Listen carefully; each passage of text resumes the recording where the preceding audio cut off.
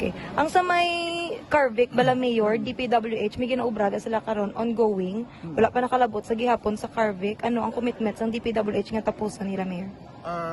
Sa amon to meeting na discuss man na sa DP. So siguro it would be better if we can get a precise date kung saan nila matapos ang pag-connect sa mga missing gaps. No? Okay? Sa ginbutang da ng flood wall, may mga areas da nga way pagidya, may alagyan pag tubig bala.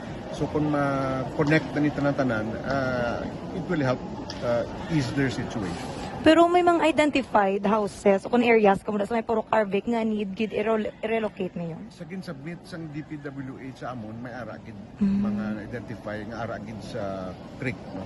So ina siya uraton na namon nga finalize man sa DP ang pag-identify. Then after sina mahimo makamisang proseso according sa aton layi kung paano matransfer ang ara sa mga danger zones.